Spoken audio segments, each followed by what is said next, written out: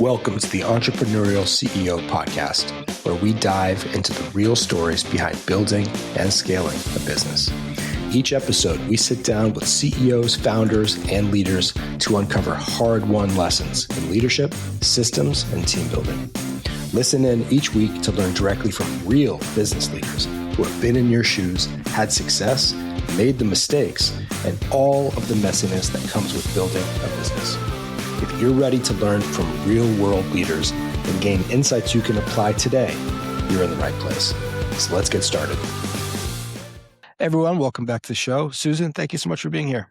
Thanks so much for having me. I'm looking forward to this chat. All right. Everybody, today's guest is Susan Fennema. She's the founder and the Chaos Eradicating Officer of Beyond the Chaos. It's a firm that helps business owners break out of the day-to-day by installing clear processes, the right tools, and accountability. Susan's work blends consulting and sometimes hands-on implementation aimed at reducing stress, scaling sustainability, and creating room for happier lives, less stress, which is very complementary. And we've been talking about this a lot. It's what MAP does. So super excited to have you here. Susan, welcome. Well, thank you. I'm glad to be here, and you're absolutely right. Those are all the things we do. I think as opposed to most consultants that come in, we spend a lot of time implementing, and that's a differentiating factor for our firm versus others. Okay. Before I fire in all the questions, do you want to tell us more about Beyond the Chaos or about yourself? Sure. So I started Beyond the Chaos in 2016. Coming up here on just past a 9-year anniversary. So almost to that 10 years, right? At 10 years, that's when people stop failing as much. All those percentages go out the window, I guess. Most people don't make it to 10 years. We're talking about that a lot lately. It's amazing. I think we'll make it to 10. Yeah. We serve small business owners. So not large organizations. We're looking to help those owner operators that are really trapped in the day-to-day, who can't step back to take a vacation or can't step back to really think about the big picture. They're very in the moment, reactive, probably bordering on burnout, if not already there. Yeah. And that's really where we shine, is coming in, helping them build the business that's not an albatross around their neck. Build instead a business that works for them instead of them serving it. Why'd you start this? How did you identify this as a problem that needed to be solved? Well, it turns out that that's what I had been doing for years. I didn't realize that that's what I was doing. I always worked for small business owners. I loved it.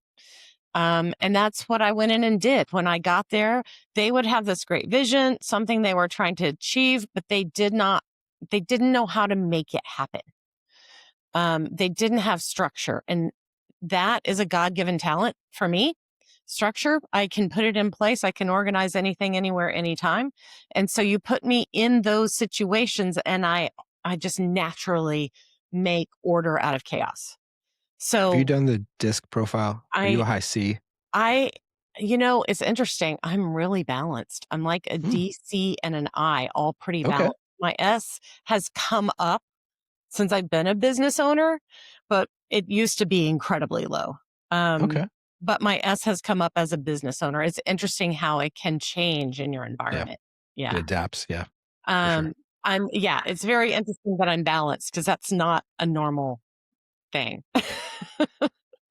Yeah. I don't know. We were talking on the pre-show. I mean, I find myself very similar to the things you mentioned. I'm a very high C. I have a high D too, but I'm a very high C. I, especially as I move more into the ownership area, I find myself becoming more and more D. It's harder for me to focus on the details that I used to love as much. And I think that I have the same experience that most of my clients do. You get into your business and you start it because you're amazing at your trade. You succeed in spite of yourself. And then you're like, okay, all this success is weighing me down. I have to do something. At Beyond the Chaos, we eat our own dog food. So I can go on vacation. I can step away. I'm not glued to my desk. I'm not overly reactive. But it's, I've been through that same thing where it's okay, now maybe I don't love doing my trade anymore. Maybe I don't love developing software. Maybe I don't love, doing the carpentry that I started, my business because I was so good at. Now I'm like, how do I make this better? How do I manage my people? How do I serve more people? Because if you just keep doing everything yourself, you're very limited to how many people you can help. Totally. It's interesting. I just interviewed a guy on the podcast the other day. Great business, awesome person. He's got an HVAC business in Florida. I think they were doing about 3 million in revenue. He's interested because he loves it. He loves actually working with the customers, making them happy, but you're right. That's limiting, right? So you have to like reframe how you think about that, and that you have to work through your people now. If you're going to scale, like some people may not want to scale. If you want to grow to 5 to 10 to 20 or 30 million, you're going to have to start doing it in a different way. And you can't be out there, at every job. And, scaling's not for everyone. Nope. And we've actually had clients who have come to us. I want to scale. I want to scale. I want to scale. And we start putting that structure in place, and they're like, I don't want to do this. And it's like, okay, well, you said scale, and what a lot of times it turns out, well, what I meant was I want to make more money. Okay, that's a different thing. We can do that different ways. So I think it's important to know what you want, and what you're trying to accomplish. And sometimes it's okay. We've worked with a software developer who loved developing software, but he was in the way. He couldn't make deadlines when he was working on client projects because he was running a business. So essentially, his company also sold products. He put himself only on those products. They don't have deadlines, and allowed himself time to do what he loved. And then we, help figure out what are the other roles that he needs to fill to make time for him to do that. So there are ways to do that as well and still scale, but you have to really think about how's it going to work. We say that a lot at MAP, is that oftentimes it's the CEO or the leader who becomes the bottleneck. Yeah, it's always the CEO. We're still, any CEO, even if you start handing stuff off, you're still the bottleneck. Yeah. Oftentimes, sadly, it rests on your shoulders. So when that happens, when you see that CEO or the business owner who is trapped in the day-to-day and is the bottleneck, what kind of patterns do you see? Where do you find that they're traditionally or typically getting stuck? It depends on what they're trying to hold on to. So sometimes there's the mentality of the owner that has, that started their business because they were great at that trade, right? That, okay, I'm required to do all these things. It's a failure if I have to ask for help. That's one type. The other type doesn't know there's help. How do I, they're isolated. Often owners are isolated. They don't have other owners as their friends. Sometimes family has really weighed them down, or friends have been like, what are you doing? That's crazy. Why would you go start a business? And, for those of us that have, sometimes you're like, well, it's true. We are crazy. But, they don't have any inputs. So how do I get help? Oh, there is somebody who can come and add structure to my business, or there's somebody who can advise me on my pricing or my finances, or help me figure out marketing. I know when I started, I made my own website the first time. Now, I had experience making a website before, but it still wasn't very good because I was not a website developer, right? It was good enough to start, and I needed that. But as I've become, as my company has grown, I can't spend time doing that. It's not the best use of my time. I'm not the best at it, and I have to let that go. Lately, I'm playing with Zaps. I'm building AI automations, and I'm sure eventually I'll have to let that go too. Right now, I think it's fun and I'm playing with it, and it is helping streamline some of the things that we do in our business. But I will have to let go of it. And so that letting go is a big part of an owner being able to grow. If they're not willing to delegate, if they're not willing to trust, if they're not willing to not know all the details that go on in one area, they're not going to be able to scale the business. They're going to be stuck at their same size of where they can put their fingers in the pots. And if that's what you want, that's great. Just know that that's what you have. And it does eventually, it can cause high turnover in a business if the owner's micromanaging people all the time. It often can cause the owner to be frustrated with the employees or even with clients. And, if you're feeling that way, usually you're also bordering on burnout. You're probably overwhelmed and you're probably not reacting to all of those people as nicely as you could because, when we're in those states, none of us are our best people. No, that's a good, but I think some of it, I don't know how much of it, has to do with, you mentioned it a little bit there, like there's some ego, some insecurity where I'm a CEO. And so if somebody like, I should always have some input on this, but like, that's actually detrimental. Yeah. And especially if you got a team, you hired them, you can't be like nitpicking everything they do. You got to let it go. You got to just, okay, that maybe I would do it differently, but what they did is fine. Roll it, run it out. Right. Or else you're not going to grow. You're not going to scale. Well, absolutely. I hear that a lot. Well, but I could do it so much better. Well, of course you can. Yeah. I could do it so much faster. Of course you can. All of those, of course you can.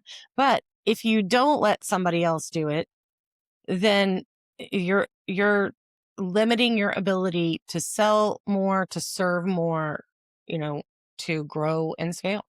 Hi, if you're a CEO out there who's struggling with focus for your company, aligning your team, accountability, if you're struggling with execution, connecting the dots from where you're at to where you want to be, we've got a great program for you here at MAP. My name is Michael Cato. I'm the CEO. Most importantly, I was a client for 15 years, sold my company to a public company, and then bought MAP so that we can help other entrepreneurs with this specific problem. We're a 60-year-old company. We've worked with 170,000 individual executives and CEOs. We've worked with 15,000 organizations.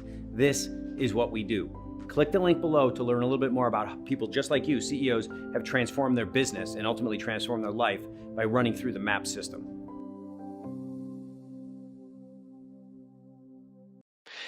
How often, when you go into a business, you have a new client, and you guys do some review and diagnostic when you get in there, right? Yep. Okay, so let's say you're in there, you're doing that. How often do you find that it's lack of systems or it's the person? Meaning, like, man, they just don't understand what their responsibilities truly are, or like how to be the best leader. It's probably only about 25% do we find that they're not the best leader, because by the time they've come to us, they've had some sort of breakthrough or humility, or something has happened where they know they need help. And so once that happens, they're more open to, okay, they can hear that. Wait, I hear that. And we will call it out. We call it out gently, because we are also talking to their people in our discovery. We don't only talk to that owner, and we can bring those thoughts up to them. We do have some leaders that need some leadership training. We have, some people that we bring in for that. That's not what we do. And that can help. But man, that leadership matters. You have to, it's one of the first things we say, we're going to put this structure in place, but it's going to go by you. If you're not going to follow it, if you're not going to live in it, you're going to set the example that gives everyone the permission to not do it. So it's not worth doing. You can give them the tools and the process. It's still up to them to do it on a consistent basis, right? Which that's what we talk about with MAP. There's like two pillars to what we do, right? There's the system, the operating system, kind of like EOS, but you have to train the people to use it properly and consistently and be the best managers and leaders. So that's why we've got the two pillars of what we do. Yeah. I mean, I think that what we find is the best people that come to MAP are those that are humble, hungry learners. They are constantly wanting to get better, but like maybe they're awesome, skilled, technicians or trade or doctors, lawyers, whatever. They just don't have maybe the managerial skills or the leadership skills or just the right tools in the toolbox. And that's what you can give them or we can give them, And I think sometimes it's a little bit of both. It is. It makes a big difference. And then, there's some that just can't live in their own process. And then, okay, if you're not going to live in your own process, at least put a buffer, at least get a person between you and the process then. That sometimes can help. That we can do that. There are other people out there that can do that, where you're essentially protecting the owner from the team and the team from the owner. It's interesting. We were talking about that on the pre-show, where in my former businesses, I had a business partner. He was high D, run, go super fast. I was more of the operator, the high C, the integrator, and we worked very well together. How often do you have clients where they really need that operator, that maybe a COO or something that is that, I guess that's the buffer. And do you have to then recommend like, hey, you really need to bring somebody in? We almost everyone that we work with is that visionary person, almost everyone. And we bring that in a small business at what we're talking about, which is, 50 people or under, usually 20 people or under. They don't need a full-time COO. Yeah. Right. Yeah. And they probably don't need a director. They do need some sort of operations management in there, though. It can be a director or an operations manager, somebody in there that's kind of a chief of staff. That's another person that could fill that role, where that's the person that everyone's going to go to, and the owner is going to get to spend time with their vision, with maybe marketing and sales, doing those kinds of things to grow the business, and let that other person make things happen, for lack of a better phrase. Do all the things that make the vision come to life. Be the glue. Be the consistent rhythms, and those are all the important things. I mean, that's super, super important. So think about you've been almost 2 years. Think about your best 10 years, rather, your best client transformations. What did the owner do differently as a leader? How did they change what they were doing to break through and change how the business is operating after working with you? That's a great question. I had one of my very first clients in 2017. He and I just wrote a book together. It's called Your Business is Holding You Hostage. And we loved writing it because he was one that, and he'll say this, he went kicking and screaming. He didn't want the structure. He didn't want the bureaucracy. He didn't understand why we had to do this. Well, fast forward, what is that? 8 years later? He regularly is taking month-long vacations. His business is making more money than he really ever thought he could get to. He has a great team in place, and they are very structured in how they do the work. So he is able to leave. It took a while, and he said, "Man, you say the hard things, but you do at least say them in a nice way." So that was a long transition, but it turned out, and I think that's important to note.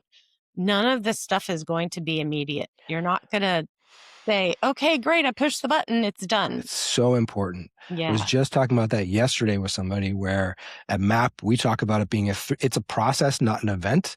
Yes. And it's 3 steps, and it takes a long time. So you have to be committed, where, I don't know, entrepreneurs are very impatient and, want to run to the next thing, but no, you have to stick with it. It takes time. And when you work with clients, do you give them a roadmap of like, hey, this is going to take 6 months, 12 months, 24 months, or is there a specific timeline? So most of our clients, they really are not in a position to see past 6 months, and we're not in a position to see past about 6 months with them, because they're in the midst of so much stuff. They haven't been able to step back. They are under fire. So we usually build a 3-month plan, and then we have this is what we think we'll do for the rest of the 3 months. usually by month 2 or 3, we're already rejigging what we have planned and rearranging and adapting to, did the team accept the technology? Is adaptability of new technology harder than we expected? Are there process issues that go beyond, what we expected? Do we keep digging in and figuring out, oh, it goes deeper than we thought? So those things tend to come up. That's part of why we like to, when we work with a client, we want them to say, okay, yeah, this is an investment I know I need to make like forever, because yes, we can get you past the drama and the upset and the overwhelm probably in 6 months or so, but there's still going to be other things that need to continue to be worked on and focused on and streamlined and updated. And your process, your systems, they are alive and breathing. They evolve. As you grow, things change. And those things have to be adapted. You learn things. You get new people who have different skill sets. And all of that input goes into making your business stronger. And so if you're focusing on consistent improvements over time, that's where the main growth comes into play. Eventually, that might be that you need to hire somebody in that role on your team that's doing that. But, when you're starting, it does not have to be a full-time person. Okay. How often, you mentioned that sometimes you do fractional work, right? How often is that? We're fractional in several of our clients right now. We have some that are project managers, some that are, we're a SaaS operations manager for one client. They just have, they don't have anyone on their team with the skill set to manage that back end of the SaaS. They can do all the other things, and we were able to hand off a lot of the work that we were doing to internal team members over time. But we've had people where all we did was strategic fractional ops with them, and their team executed everything. Project management, we do a lot. So we're in companies doing that. When we're project managers, though, we tend to be operations managers, even though the role is project management, because we begin to see the other things. Sometimes we might spoil people in thinking that's what a project manager does, but really we're doing a little bit more than that. Right. Well, yeah, that's what I was wondering. I mean, it sounds like, I was thinking when you were doing fractional, it's like fractional operator integrator, like helping them to implement the different systems, but it sounds like they're different actual functions. So you get in there and then you must see, oh man, we need to do X, Y, Z. And then how do you work with their teams? Like, okay, we need to implement this process. Jane needs to manage this, or man, Jane really needs to understand how to be a better manager to do this. Like, does that occur? Yes, all of that occurs. So we're digging in and finding out, that's part of our discovery process, is what is your team structure? Do you have people on your team that can perform certain functions, and do they have time to perform certain functions? Or do you need outside help to do that?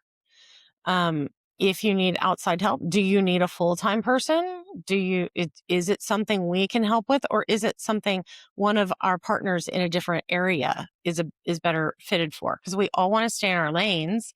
We all want to do the things that we can do the best. We don't want to lead anybody astray. I'm not a CFO, right? I can tell you how to run your invoicing process. We can make sure your clients get invoiced, but I am not going to be able to say, and you should price it like this. And this is that is not where we shine.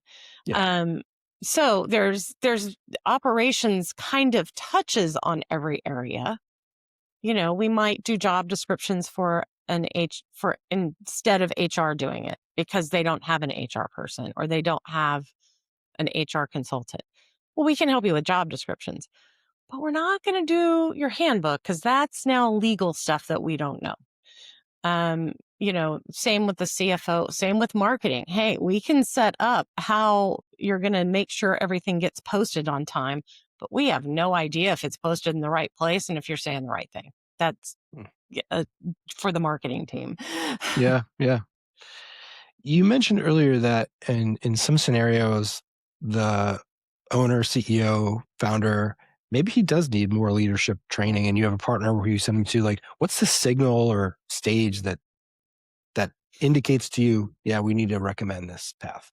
We wait. We don't do it at first because most of the people that we are working with are overwhelmed and they are burned out. And we know that they're not reacting the best way. And those are the people we're trying to help. So we can't tell up front. Is it because of these things that's how they're acting? Or do they not know better? And that's how they're acting. So it takes a little while to get into that. If we discover it, it's usually because we hear how they're talking to their team, or we hear from the team how, they're being directed, or we see things aren't happening. We've given you all the tools. We've done the training with the team. We've given you the ability to hold them accountable. We've let you step back, but either you're not, or they don't feel like they're allowed to do it. Those are some signals to us that, okay, this might be outside of our realm. Let's see if we can find you a good leadership coach or consultant to help. Okay. One of the things in the MAP workshop that we do, I don't know if you do this, we do 360-degree feedback. So we'll do this big survey with all of their, it could be their direct reports. It could be if they have a leadership team, the other folks on the leadership team. And it really highlights or uncovers areas of strengths and opportunities, which sounds like, you realize once you dig in there, but that survey is super powerful for like, hey, you're awesome over here, but you really need to work on these 3 areas. That's a brilliant idea. That's a brilliant idea. We don't do that, but we tend to be able to read into, what we've worked with hundreds of small businesses. So we've seen it.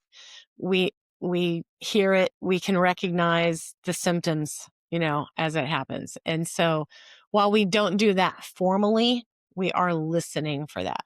I think most of our owners, if you told them you were going to do that right off the bat, they might be pretty nervous about it. If you did it later on, they might be more accepting. Has to be framed in the right way. Right. What's next for, you just had your book come out. Congratulations. Yes. Thank you. What is next for the business? Next for our business is we are actually working on, that figuring out how to make more money without the scaling part. We've done a little bit of scaling. We're never going to be a huge company, not what I want, and we're not suited for that. But how do you make more money, right? So here we go. We're working on a course that's going to come out. And that's coming up, where the course actually walks you through our discovery process, and you kind of do it on your own and report back.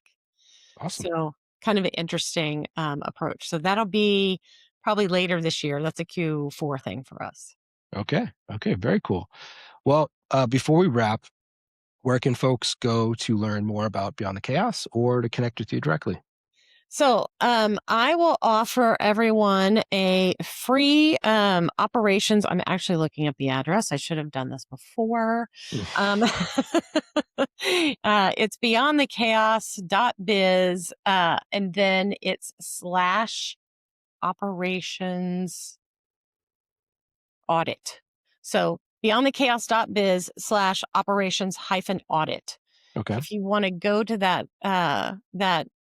that page, it will walk you through a whole bunch of questions, and then we can get on a call and we'll give you 3 free ways to improve your operations without even working with us.